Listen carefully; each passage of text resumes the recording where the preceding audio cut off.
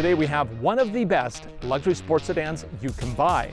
And surprise, not only is it electric, it's also from BMW. Why is this the one to get? Find out right now on Driving Sports TV.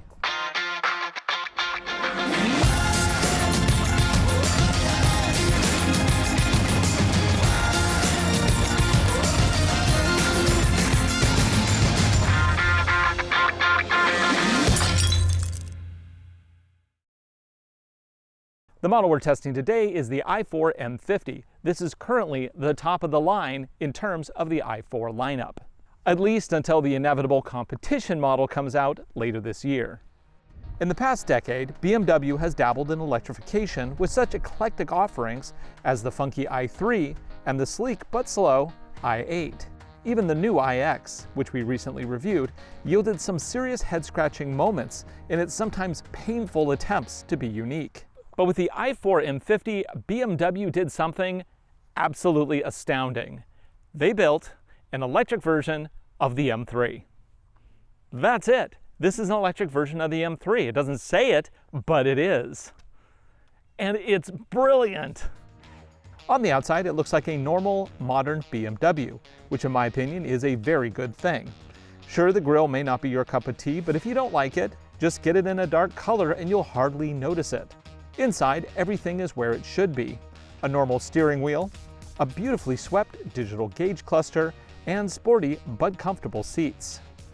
This M50 features a dual motor setup that produces a maximum of 536 horsepower and 586 pound-feet of torque. The standard 81 kilowatt-hour battery pack yields up to 227 miles of range on a single charge. With a DC fast charger hookup, you can recharge the battery from 10 to 80% in just over 30 minutes, thanks to a peak 200 kilowatt charge rate. If you opt for the version with rear-wheel drive, you do get a far less powerful setup, as it is only equipped with one electric motor in the back. This one has two, one in the front and one in the back. With all-wheel drive and a number of options, our test unit here is priced at $70,070 US, including destination. Without all the extras, it starts at just over $65,000. That puts it right in there with the likes of the Tesla Model 3 and Polestar 2.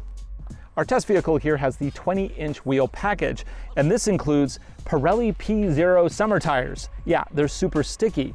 And in front, they're a 255/35R20, and then in the back, we get 285/30R20. So yeah, staggered tires. While it's true that most electric cars do come with a front trunk or frunk, which gives extra cargo capacity, this one does not. BMW just doesn't do it. However, in the back, it is a coupe-style design, which gives you up to 10 cubic feet of total cargo capacity back here. Need larger objects? Simply fold the seats down. And under the floor, you get a Harman Kardon subwoofer and extra storage.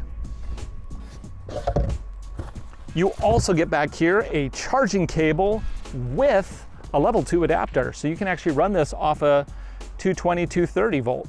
It's a NEMA 1450.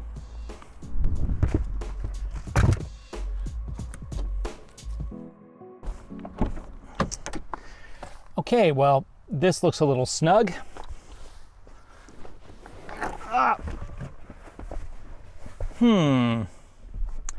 Well, my head hits the roof. Even though there is a slight cutout here, it's not where my head actually goes. It's a little bit to the right. Knees, not bad. The biggest problem here are feet. My feet do not fit under the seat in front of me. This is where I would be sitting if I were driving. I'm 6'1", legs torso proportionate. And yeah, this is a problem. Not comfortable. I do have size 12 feet though, so they are on the large side. Somebody with smaller feet may not be an issue. Down here I get vents. I also have some basic aircon, and I also get two USB-C sockets for power. Let's see, what else? Oh, fold down armrests with integrated cup holders. Now the one thing that is really missing back here is second row seat heating. At over 70 grand, kind of wish it were here. But I would basically just tell my kids to suck it up, because I think this car is worth it anyway. Oh, can I get out? Oh, there we go.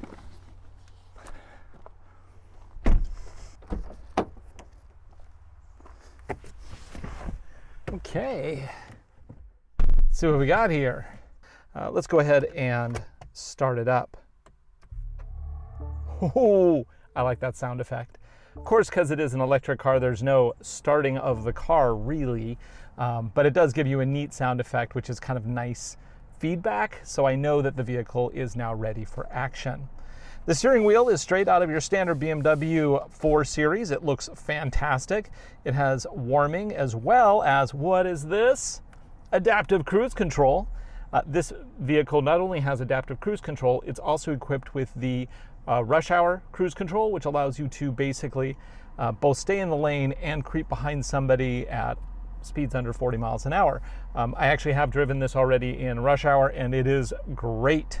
It is a fantastic vehicle for that. Now, however, it is not a hands-free system. It is one where you do have to keep your hands on the wheel, but it is really nice for that just mentally draining slog in traffic. And since I now live in the country, my slogs are longer than they've ever been. Now, already the fan is blowing very hard here because it's trying to get me equalized with temperature. I have it set for 70 and it's a little warmer outside. But I'm looking for a way to turn down this fan because you can probably hear it on the microphone. And there is no easy way to do that. I have to go into the menu, climate menu, and then I have to turn down the fan speed, and then I have to hit climate menu again. Not ideal. I much rather have my climate controls on physical buttons. And there is plenty of room here. There's a couple empty spots, which they definitely could have added at least a fan up, fan down switch. So that's a little disappointing.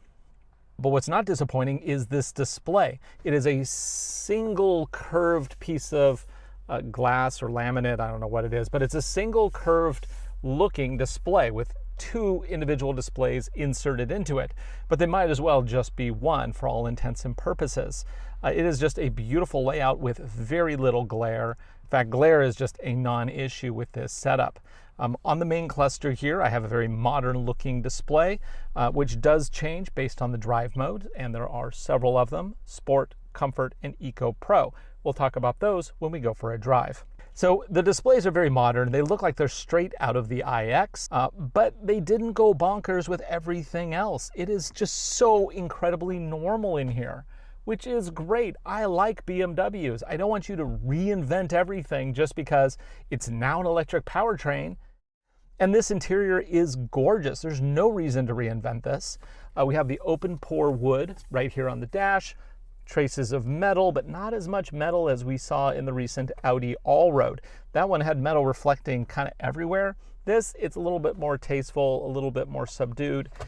Now there is this material right here, which really just looks like it's off of a Fisher-Price toy circa 1970, so that is not great.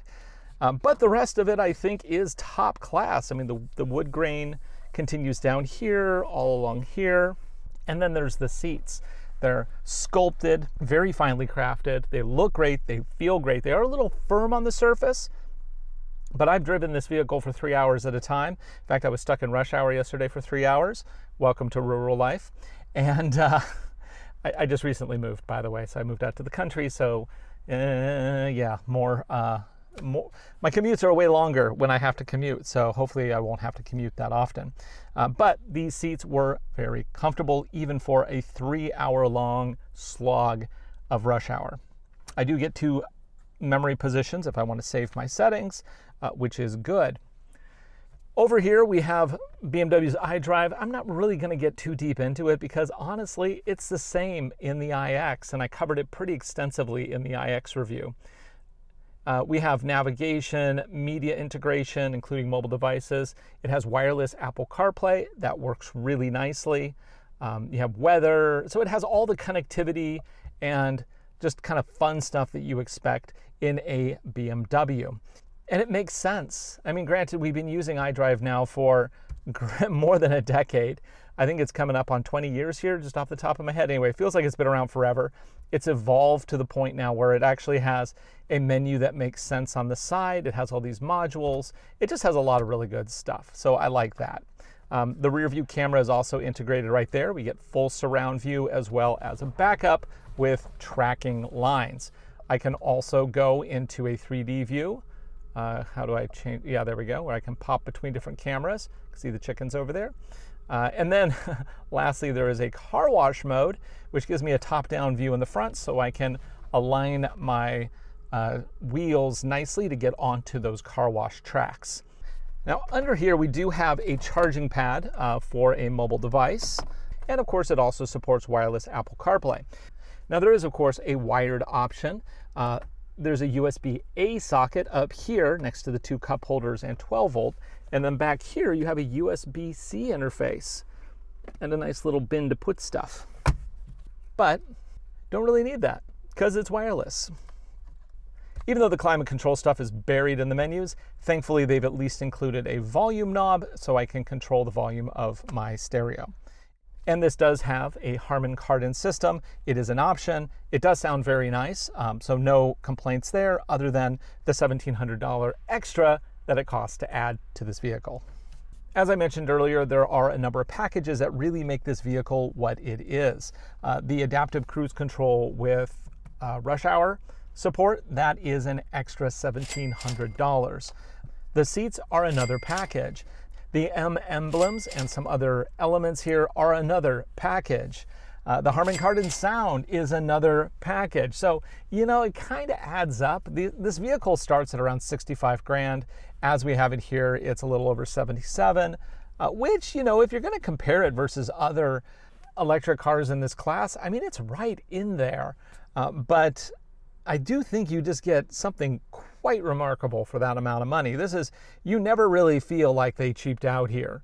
I mean, you feel like if you load this up with all the options, it kind of has everything. There's no missing things here, at least that I would consider missing. And heck, even with that DC fast charge capping out at 200 kilowatts, that's pretty impressive.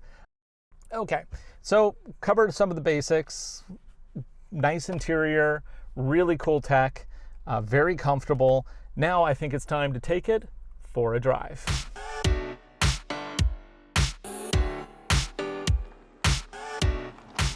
We'll whip around this corner all the time. Oh, it changed the noise too. Oh, I like this. It is such a cool noise. Of course, this vehicle, being an electric car, makes hardly any noise. The only sound you really get is the special effects sound that is included by the car maker, which you hear inside, and then you also hear another sound outside. The outside sound is federally mandated for low-speed operations so that you don't run into children, basically. On the inside, it's just for your own pleasure, basically. Now, you do get different sounds, and you can turn them off. If you don't like to have sound effects inside the cabin, turn them off. But I would highly recommend turning them on, and I especially like this one. When I go into sport mode, I'm in sport boost. Woo! And of course, that sound effect isn't just the sound, it's also the speed that you get with that sound. It is totally appropriate. Whoa! It's like something out of Star Wars. It is amazing. Now, I do know that LucasArts did the sound effects for the Porsche Taycan.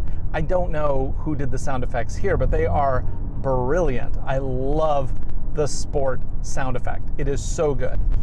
And the vehicle drives nice too. Yeah, it's all-wheel drive. Yeah, it's dual motor. And yeah, it has well over 500 horsepower. These are all very good things in a sports sedan like this. It just makes it so much fun to drive. And I really like this size of car too. I think it makes sense for an electric.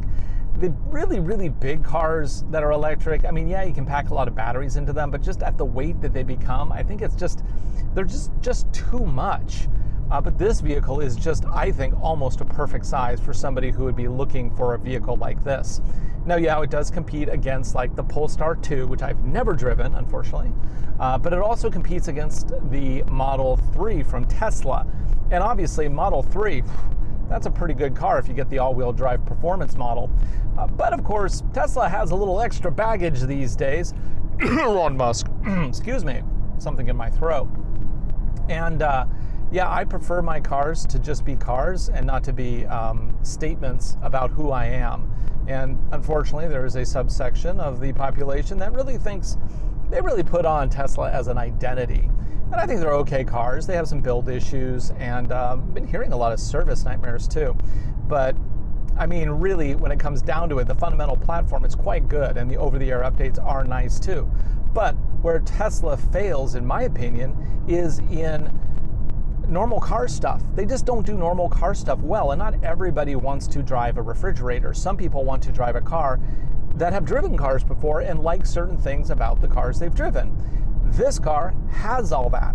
Where Tesla will put the windshield wipers one menu down in the touchscreen, this one has them right here on a stalk where they're supposed to be. That's kind of nice. So there are various drive modes, and they are very, very different in a good way. That's exactly what you want in a drive mode, because this also comes with the adaptive suspension, which really does a good job of soaking up very bumpy roads when you're in comfort mode. But pop it over to sport, screen shows up, sound effect changes, and it is like you're on a racetrack in a race car. Oh my gosh, this thing is so awesome. It's balanced, it's poised, it is ridiculously fast, and it sounds amazing.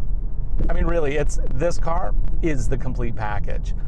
So you take all of that, the super fun, high-speed driving stuff, but you mix in with it the practicality of a comfort mode with softer suspension and a little bit, less aggressive steering, and the throttle smoothed out. And now you have a daily driver that is actually really nice to drive. It has over 200 miles of range with the included battery pack, which is excellent. I mean, really, I've commuted from here to Kirkland and back. That is 120 miles. That is a long distance. And you can do that in a day. I mean, literally, in commuting terms, that's like a 4-hour commute. And you can do it on one charge in this vehicle. And then you just charge it overnight on a level 2 charger, which most people will have at home. And you have tons of miles. You have way more miles than you actually need. You should never really run out of range, except on long road trips. But that's also where this vehicle is quite good, because even on long road trips, it only takes about 30 minutes to get up to 80% with a level 3 charger or a DC fast charge, which is great. It makes this vehicle extremely practical, not just around town, not just on interstate trips, but also like on fun back roads, on racetracks, for track days. This car is one of the best, most well-rounded vehicles I've ever driven in terms of, this size and packaging. And I absolutely adore it. Does it have a fast 0 to 60? Yes. You're looking at close to 4 seconds. It's like 4.2 seconds. And I mean, that's plenty fast enough. But also you mix in with that with the noise and the looks, and oh man, I just really enjoy this vehicle. So let's talk about the all-wheel drive system here. This is a 2-motor setup with one motor on the front axle and another one on the rear. And it provides just a great balance of power. I never really feel like it's unbalanced, and it never really feels like it's heavy. You have so much power just to push through the extra weight of the batteries. It just really, it's just great. It's just great. So for adaptive cruise control, we have 2 different modes we can use. When I turn it on, I can then switch with the mode toggle between distance and assisted. So let's going to do assisted, and let's see how much it assists. So at this point, I'm going to let it, there we go. It didn't find the lanes. I need to wait for the steering wheel to turn green. There we go. Steering wheel is green, which means it's now found the lines and it's tracking, and it does a really good job, but only for a few seconds. This is not a hands-free system. Even in its like rush hour adaptive cruise, you still need to keep your hands on the wheel, but it does a very nice job of tracking straight, keeping a nice padding between you and the vehicle in front of you, and it's really nice. It works well. And yeah, the enhanced adaptive modes are extra cost on this vehicle, but I think they're well worth it. It's a $1,700 package on top of the already about $65,000 price of the vehicle, and I think that's something that you should definitely add. It blips out a little bit. It sometimes loses the road in these harsh shadows, and that's okay. The one thing I don't like about this system, though, it is really good if you're doing the lane tracing and adaptive cruise. That's great. The worst part about it is when you turn off the adaptive cruise system and you're just trying to drive. The lane detection is so incredibly obtrusive, even when you're trying to go around corners and, you know, you try to apex those corners, right? It's a sports sedan. Yeah, it doesn't like that. It will try to track you into the middle of the lane. It's very, very aggressive in the way in which it does it. So I'll be going around a corner. I'm going to kind of ease in. Oh no, now it's steering me into the corner now that my wheel is on the line. I mean, come on, why are you doing that? Like literally, I put my wheel on the line on purpose to show what that's like, and then it steers me even more. That's not okay. That's not a natural feeling. I let my wife drive this car too to get her feedback on it, and she just wanted that off immediately. She is a very careful, center of the lane kind of driver, and she found that the lane detection system was too obtrusive even for her. So there's that. But that is the only thing I don't like about this car. I mean, it would be nice to have a frunk, sure, but if I want lots and lots of cargo space, you don't buy a small four-door sedan / coupe. This isn't the right vehicle. And I hope people understand that, you know, massive amounts of storage come in vehicles that are designed for massive amounts of storage. Dude, the acceleration on this thing is nuts. Let's pull off here and try a 0 to 60.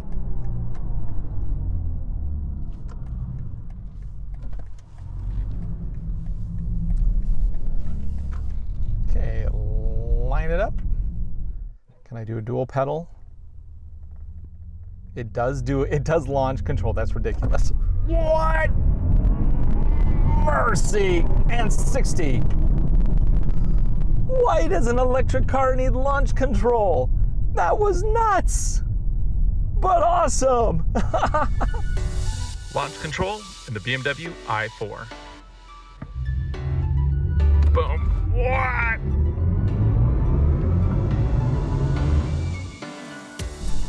It's kind of funny that really all BMW had to do was make an excellent electric version of the cars they were already making. I mean, the iX, it's fine. I'm not thrilled by it. I mean, the seats in this car are more comfortable than those in the iX. The driving is more fun in this than the iX. Why do car makers have to constantly reinvent the wheel? Do what they know, do what people want. Because electric just makes these cars better. You don't have to put a yoke in. You don't have to have endless amounts of footroom because you have no tunnel.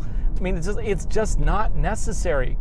Basically, car makers, calm down. Build an excellent car, happen to put an electric powertrain in it, boom, there you go. For Driving Sports TV, I'm Ryan Douthit. Thanks for watching. Be sure to like, subscribe, share videos. We make them for you, and I hope you enjoy them. Woo! I enjoy making them, that's sure. Yeah!